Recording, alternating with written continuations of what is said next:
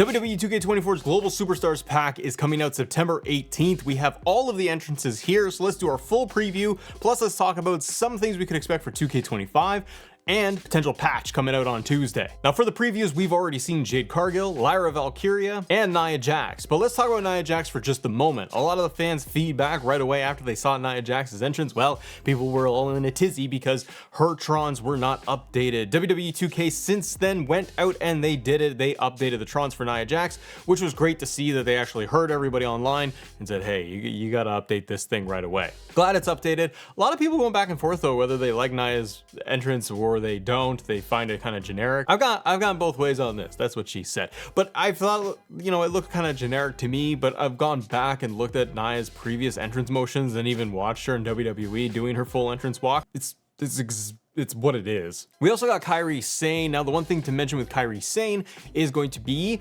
that there's a potential, based on the rumblings online anyway, so it's rumor and speculation, ladies and gentlemen, but there's a possibility that we're going to get a Kabuki Warriors tag team entrance. Now, I do hope that we get that. I also hope that we're going to get a full damage control entrance with Kairi Sane, so it's all updated. One of the things to note though, when there is a patch or the DLC drops, sometimes within the 2K games, you got to go into the roster and into the team section and then just hit it by default, reset it. Because if you do that, you'll obviously lose any of the custom teams you made. But sometimes when they do this and they update the teams for it, so it's one of those things that you may have to double check once the DLC comes out. The other entrance we saw the other day was going to be Carlito. It's official. Carlito is there and he's got his fast lane attire with the white trunks. And remember too that when Carlito releases, one of the playable functional weapons in the game is going to be his apple that you could spit, that you could throw, and other people are going to be able to use that in the game, much like Pat McAfee and the football. Next, we got Michelle McCool.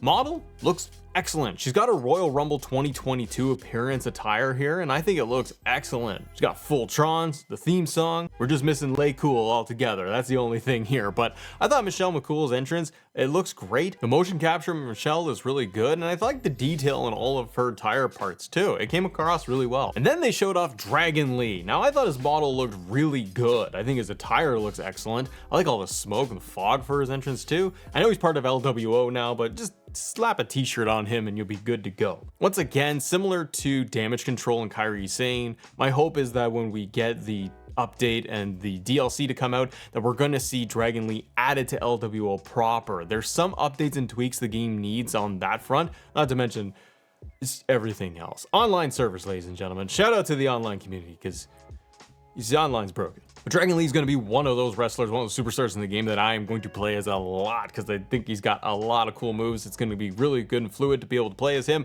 Also, I noted in previous video that I spoke to Brian Williams, head lead developer over there, and he said that Dragon Lee's going to have a move where you're going to be able to lower his knee pad and then do the knee strike. So that's going to be added into the game too with the DLC. Now, speaking of DLC, potential DLC for 2K25, we're talking about legends. There's a lot of different legends, WWE legends, that have been signed or getting signed right now.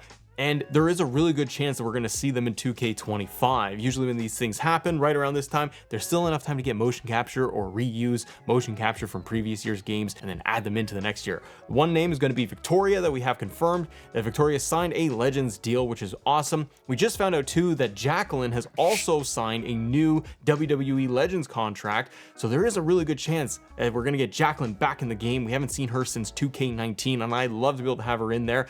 Let's beef up that Attitude Era roster there for Matt, would you? That'd be a lot of fun. Jesse the Body Ventura has also confirmed that he signed a Legends deal, and we've already seen him in WWE Supercard. If they add in these Legends, then we are going to get the traditional DLC rollout that we have had in the previous years, because I started to wonder if they're going to start pulling back on DLC for 2K25, lean more into my faction and doing it that way versus here's your 5 wrestlers, because it starts to feel a little thin of like who you're going to give us. But the other piece is going to be the next patch. Before we do that, guys, I'd like to ask for a favor. If you can, check out my other channel, Assemble Wrestling, because it's covering all things WWE. We got new videos out there almost every single day, and we're almost at 12,000 subscribers. So if you watch content here and you kind of enjoy it a little bit once in a while, and hopefully you can go check that out and support us over there. With the patch, we should be getting a patch out on Tuesday. There's an interesting piece of timing here with the content and the release schedule, because when we get the entrances revealed, it's usually right before the DLC is going to come out, like the Wednesday, Thursday, Friday, and then the DLC releases Tuesday or Wednesday.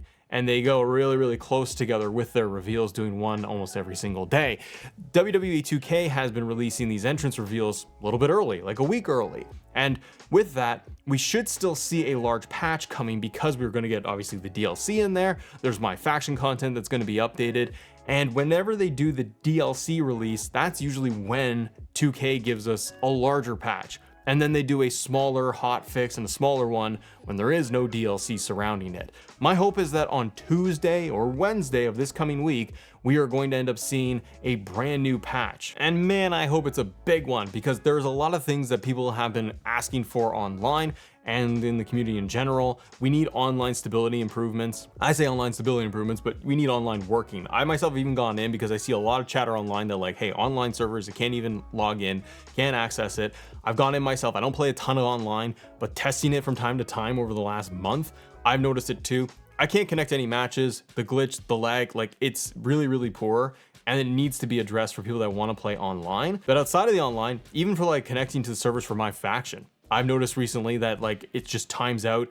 It doesn't log in at all, even when I try to get in there. And aside from online servers that need to be addressed, people are really looking for updated things like updated Trons, updated music themes for current wrestlers that are in there. Santos Escobar, Braun Breaker, AJ Styles as an example. Fixes to universe mode, or just addressing universe mode and trying to give it a little bit more of a pop and a refresh if possible this late into the season. It's very unlikely, but because we're getting into like the final 2 DLC packs, we should be seeing larger patch with larger fixes being addressed. They keep giving us more just stability improvements across things like universe mode and online, but fans aren't really seeing it, and they're not really seeing any improvements in there. And because 2K already revealed the DLC lineup with all the entrances, and we're kind of ahead of schedule here, it made me wonder if we were going to see any surprise additions to the game.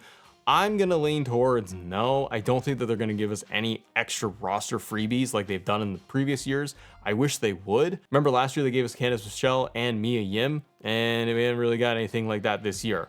Maybe they could do something where they go through the My Rise catalog and they could give us any of the characters that are available in there, but I don't see them doing it. But at the very least, I would love it if they went through and they said, hey, we've updated the roster and we've updated entrances, motions, added in a few little things here and there to keep the game feeling fresh and like people want to keep coming back in outside of just the DLC drop. But let me know in the comments which DLC entrance looks best to you and which one are you most excited for. The other piece of news that's come out is that 2K23 servers are going to be shutting down on September 30th. So if you do play 2K23 still, the community creations, my factions, the online, it will be shut down as of September 30th. You won't be able to access that. You can still play your game. You still have it. You have the DLC purchased, all of that. You can still play that game. It's not a problem. It's anything to do with online that you won't be able to do going forward after September 30th.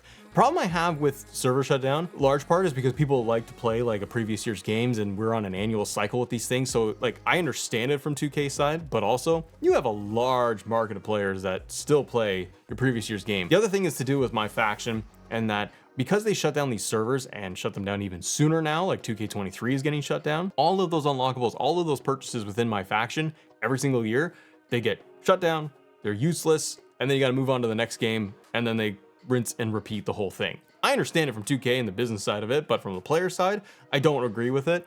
I wish that they could allow us to transfer our purchases and what we've used, even our VC that we have from like 2K23, and move and transfer that balance over to 2K24 since it's under my profile. If I have a remaining balance, I don't want to spend it all in 2K23. I want to move it to 2K24 and 24 to 25. And that goes the same with the unlockables. I wish there was a way, I don't think it will ever be possible, but I wish there was a way that you could go in and move and transfer your My Faction downloads and the ones that you've earned in the card market, and being able to take those Persona cards and move them to the next year's game. Because I don't agree that it's just gonna shut down and then they could give us Scott Steiner this year and then he's gone in a few months, and then you got to do it all over again for next year. But out of all the DLC packs we've had this year, it's been a bit of a mix, and we still have the WCW pack that is coming out in November. And in between that, I think we will see a lot more Persona cards, Persona models coming in live events and dropping that way for players to kind of keep things going. But we need more patches, we need more fixes still until we move into 2K25. I'm glad they fixed Nia Jax.